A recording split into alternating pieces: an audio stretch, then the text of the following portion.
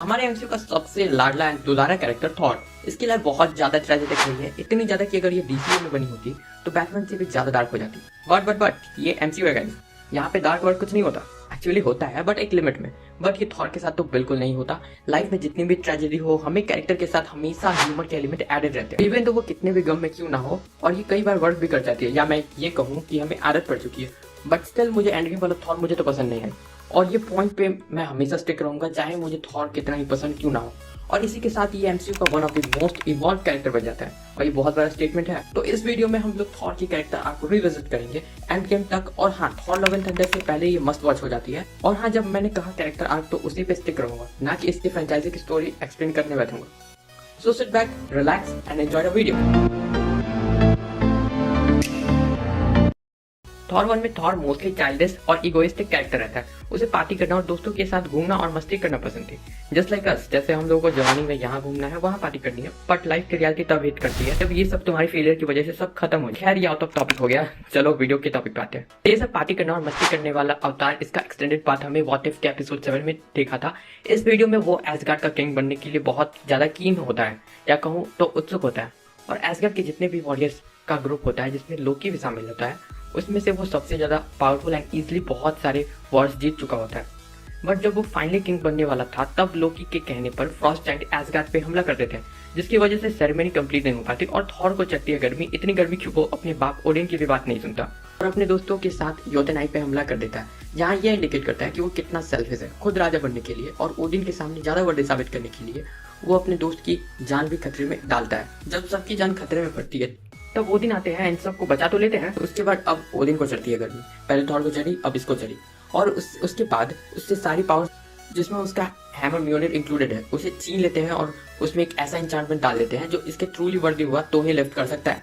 और इसके साथ ही साथ थॉर को मिडगार्ड यानी अर्थ पर भेज देते हैं, जिसके बाद हमें नेटली पॉर्टमैन दिखती है अर्थ पे, जिससे उसे प्यार हो जाता है और थॉर को कम्प्लीटली चेंज कर देती है। और लास्ट में अपने दोस्तों को और मोस्ट इम्पोर्टेंट इस अर्थ के लोगों को बचाने के लिए खुद को ऑलमोस्ट सेक्रीफाइस कर ही दिया था। बट हैमर के वर्दी होने की वजह से उसकी पावर्स वापस आ जाती है। एंड मूवी के एंड में ओदिन उसे कहता भी है कि तुम अब एसगार्ड के किंग बनने के लिए पूरी तरह से तैयार हो। बट स्टिल वो ये कह के टाल देता है कि मैं अभी भी इसके लायक नहीं हूँ, जिससे इस कैरेक्टर को इसी मूवी में चेंज कर दिया जाता है। तो इसके बाद थॉर अवेंजर्स में दिखता है, जो मोस्टली इसके कैरेक्टर एंड तक तो सेम ही रहता है, कुछ ज्यादा चेंज नहीं होता है इसके कैरेक्टर। बट स्टिल इलेबोरेट करना हो तो वो किंग ना हो के भी अपने रिस्पॉन्सिबिलिटीज को समझता है और अपने भाई लोकी को रस्ट एवेंजर के साथ मिलकर रोकता भी है।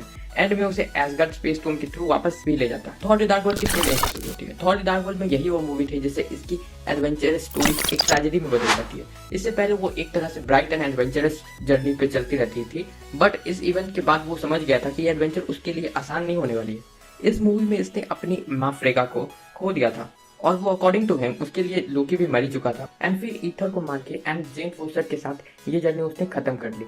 बट हम सबको पता है यहाँ से तो उसकी मेंटल ट्रॉमा बस स्टार्ट ही हुई थी। एवेंजर्स के दौरान में उसकी पावर्स ज्यादा एक्सप्लोर किया गया है और बहुत सिंपल वे में दिखाया जाता है कि थॉर सबसे ज्यादा पावरफुल है सारे एवेंजर्स में से। उस टाइम वो वांडा की पावर्स को उतना एक्सप्लोर किया नहीं गया था। खैर, उसने कई बार अल्ट्रॉन को ओवरटेक भी कर लिया था, बट एक सीन में वांडा ने थॉर को भी अपने माइंड पावर से इजीली मैनिपुलेट कर दिया और ऐसी ऐसी चीजें दिखाई जो उसके फ्यूचर ट्रॉमा का एक छोटा सा ग्लिम्स देके चली जाती है, जिसमें उसे ये भी अंदाजा हो गया था कि हेमडल एंड असगार्डियन की लाइफ खतरे में है। उससे ये भी पता चल गया था कि ये कहीं ना कहीं इन्फिनिटी स्टोन इन्वॉल्व है, इसलिए एज ऑफ अल्ट्रॉन के लास्ट में इन्फिनिटी स्टोन की तलाश में निकल जाता है। बट थॉर रैग्नारोक की स्टार्टिंग में ही हमें पता चलता है कि अदर इन्फिनिटी स्टोन ढूंढने की कोशिश तो की, पर उसे नहीं मिला। और हमें ये भी पता चलता है कि उसे नाइटमेयर्स आ रहे हैं कि एसगार्ड डिस्ट्रॉय हो रही है, और उसका रीजन सर्जर है। मूवी के मिड में उसने अपने पाप ओडिन को भी खो दिया, और उसे पता चलता है कि उसकी बहन भी है। और एंड में थॉर जैसे तैसे सरकार से निकलकर एसगार्ड पहुंचता है एसगार्डियंस को रेस्क्यू करने के लिए, बट उसे हेला को रोकने के लिए एसगार्ड को डिस्ट्रॉय करना पड़ा। फिर बाकी एसगार्डियन के साथ वो सब एक स्पेसशिप में ही थे, अपने भाई लोकी के साथ सब कुछ ठीक हो ही गया था। तभी थैनोस टेसरेक्ट लेने स्पेसशिप पे पहुंच जाता है, जहाँ पे थॉर थैनोस से बुरी तरह हार जाता है। उन सब का राजा होते हुए भी अपनी प्रजा के लिए वो कुछ नहीं कर पाता। आधे एसगार्डियन तो वही मर जाते हैं, जिनमें उसका भाई लोकी और उसका दोस्त हेमडाल भी शामिल थे। यहीं पे हमें उसकी मेंटल ब्रेकडाउन देखने को मिलती है, एक हैवी मेंटल ब्रेकडाउन। इससे पहले भी बहुत बार हो चुका है, बट ये इसमें बहुत ही ज्यादा हो गया, बहुत ही ज्यादा ब्रूटल दिखाया गया इसमें। बट स्टिल मार्वल है, उसकी सिचुएशन के साथ कॉमेडी कर दी एंड अनफॉर्चुनेटली हमें मजा भी आती है। Now again back to the tragedy. Movie के एंड में थॉर थैनोस को नहीं मार पाता, and guess what, Thanos snap कर ही देता है। तुम सबको पता ही होगा, इन्फिनिटी वॉर तो देखी ही होगी। क्या बोल रहा हूँ। एंड गेम उसने थैनोस को मार तो दिया बट उसे सुकून नहीं मिल पाता, क्योंकि अंधेरे को अंधेरा नहीं सिर्फ रोशनी मिटा सकती है। नहीं, बिकॉज वो यूनिवर्स को जेनोसाइड से नहीं बचा पाया और उसकी आंखों के सामने स्नैप कर दिया भाई ने, बताओ। एंड गेस व्हाट, 50% एसगार्डियन सिर्फ पर ही मारे गए थे और जो 50% बचे थे उसमें से स्नैप का इफेक्ट और बचे कितने, 25%। That's really sad brother. अब बीतते हैं 5 साल और 25% एसगार्डियन अर्थ में नॉर्वे में रहते हैं, जहाँ थॉर के फादर ओदिन ने कहा था याद रखना ये घर है। और अब मिलते हैं थॉर से। अब ये बन चुका है कबीर सिंह, मीन्स उसका हुलिया बदल, वो मोटा हो चुका है। उसे साकार के फ्रेंड कॉग, जो कि खुद Thor Ragnarok and Love and Thunder के डायरेक्टर ताइका वाइटिटी प्ले कर रहे हैं, उसके साथ वो most of the time Fortnite खेलते हुए दिन बीतते हैं। और मूवी के मिड में जब टाइम ट्रेवल करके 2013 के एस्गार्ड में जाता है, तब वो अपनी माँ फ्रेगा को देखता है और वो इमोशनल हो जाता है। एंड उसे भी मार्वल ने ह्यूमरस वे में दिखाया है। एंड अब क्या ही कर सकते हैं। पर्सनली मैं एक्सपेक्ट कर रहा था इसमें इमोशन ज्यादा दिखेंगे, बट जो है वो है, इमोशन थे बट ह्यूमरस फील होती है ज्यादातर तो मोस्ट ऑफ इट। ऑनेस्टली मुझे तो एंड गेम में थॉर का कैरेक्टर से मैं तो पर्सनली बहुत डिसअपॉइंट हुआ था।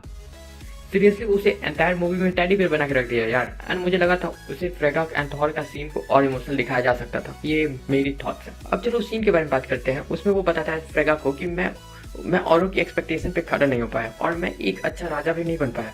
उस पर फ्रेगा बोलती है औरों के एक्सपेक्टेशन पे तो हर कोई चुकता है, बट हमें हार नहीं माननी चाहिए। जहाँ रॉकेट आ जाता है रियलिटी स्टोन लेके, जब जाने लगते हैं तब थॉर अपनी म्योनिर को बुलाता है। जब वो उसके पास आ जाता है तब वो बोलता है कि मैं अभी भी वर्दी हूँ। यहाँ पे थॉर के माइंडसेट को सिग्निफाई किया गया है और अपने आप को वर्दी नहीं मानता। जब एंड में फ्लिप करने का टाइम आया तब वो एवेंजर्स की टीम से बोलता है मैं फ्लिप करूंगा, सालों कुछ तो करने दो।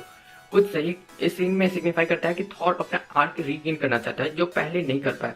जैसे एंड्रयू अपना आर्क एमजे को बचा के करता है। ओ सॉरी, ये नो वे होम का स्पॉइलर है, वैसे सबने तो देख ही ली होगी।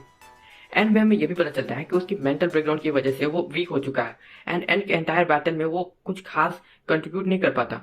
वो तो लगभग थॉर न्यूमरस टाइम पिट ही चुका होता है एंड थैनोस ने ऑलमोस्ट मार ही दिया था, बट कैप्टन ने उसे बचा लिया। खैर एंड में थॉर ने वैल्किरी को क्वीन बना दिया और खुद गार्डियंस ऑफ द गैलेक्सी के साथ चला जाता है और वो खुद को जोड़ने के बाद एसगार्डियंस ऑफ द गैलेक्सी बोलता है।